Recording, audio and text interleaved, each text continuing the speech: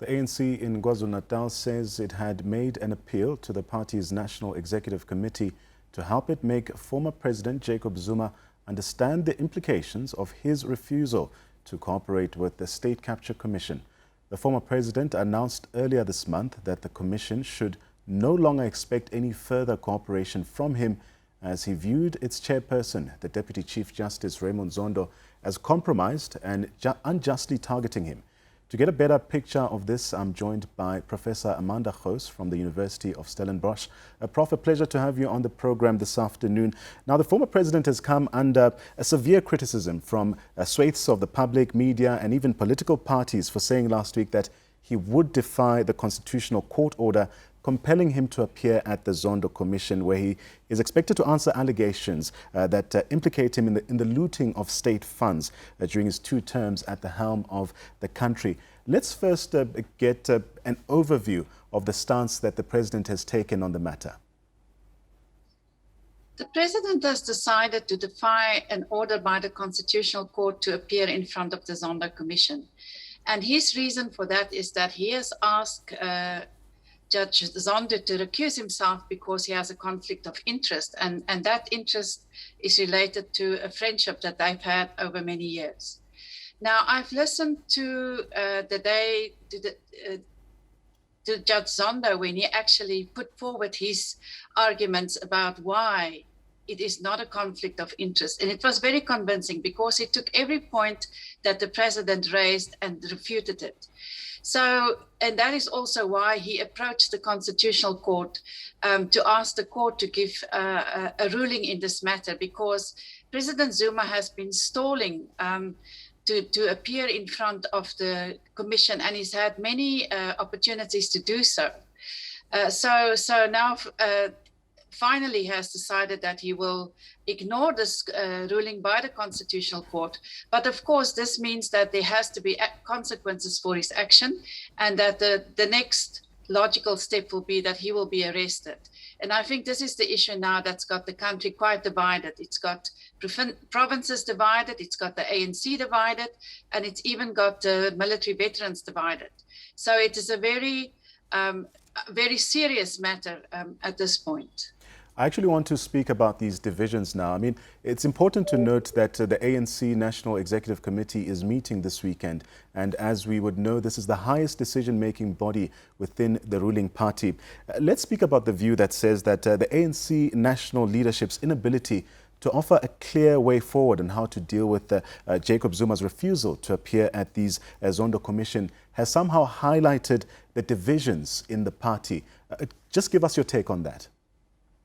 Yes, it absolutely did, because it's actually, if we see, look at the history here, is that the ANC has taken a decision in 2017 when President Zuma resigned, that any member of the ANC who will be, who will confront any allegations of corruption will have to step aside. So, and that was actually recently confirmed by the Integrity Commission. So now we have a situation where both the Secretary General of the ANC, Ace Magashule, has refused to step aside on the case of or the 21 complaints of corruption against him, and the same now with the ex-president, both members of the executive committee, well, not the executive committee, but the high ranking members of the ANC. So this shows that even if the ANC, under the leadership of President Ramaphosa, says that he is very serious in rooting out corruption, because the allegations that were made in the past 2 weeks in front of the Zondo Commission is really serious. I mean, we've been staggering under all the evidence of the security agency, how that was sort of captured, how many other instances of state capture was involved, and we really have to actually the ANC has to now deal with this, the fallout of what has happened in front of the Zondo Commission. So now it is facing the situation where the Secretary General and President Zuma, ex-President Zuma, refuses to comply with this notion of either stepping aside or appearing in front of the Zondo Commission.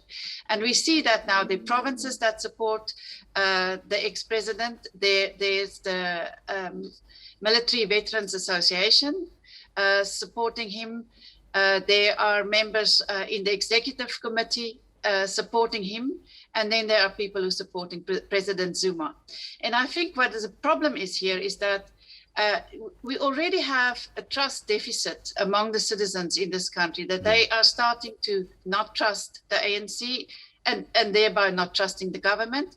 But we're also now facing a credibility gap, because the more the ANC say they are doing something about the corruption and not acting on people who are not complying with the Integrity Committee or with the Constitutional Court ruling, the bigger that credibility gap becomes, because, you know, unless there is some action, why is there even talking or why is the government even talking about dealing with corruption?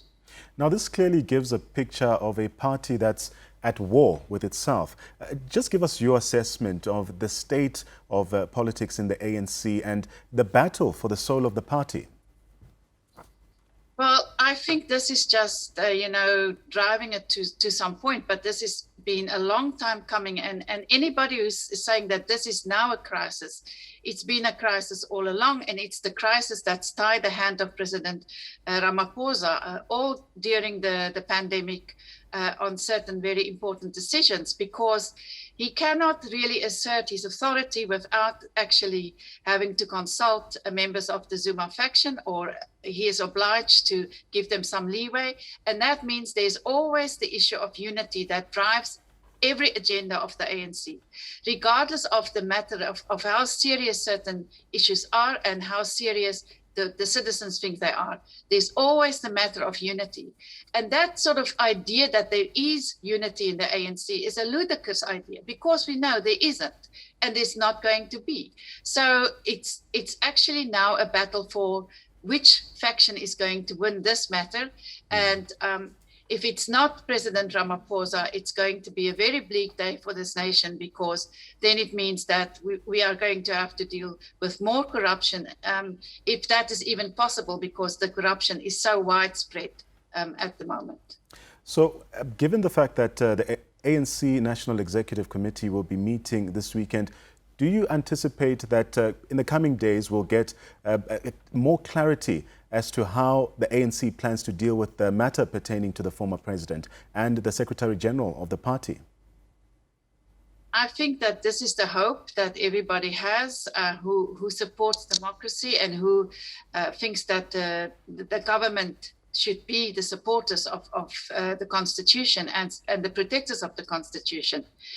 But we have learned from many previous occasions that it's always a compromise that's struck somewhere along the line, and it's a wishy-washy solution. So I'm not very hopeful that the solution will be found, because I think that the Secretary General of the ANC has a power base. He has actually grown the membership of the ANC to nearly 1.5 million. He is very good at mobilizing. He is very connected to the grassroots, and that gives him a power base. So how, you know, does the ANC deal with that without sort of having an open warfare with its own Secretary General?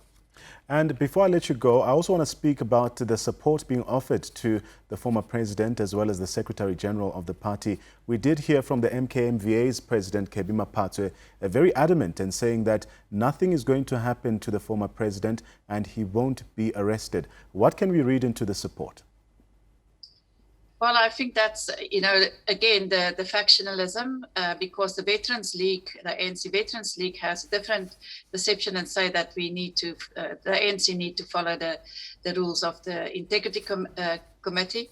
But so what does it mean if the Veterans Association support the previous president? It means that they, as you know, members who are trained in military combat, they are prepared to actually maybe take this to a physical level of supporting the president, meaning fighting for the president. And that bodes very ill for South Africa. Well, that was the professor from the University of Stellenbosch.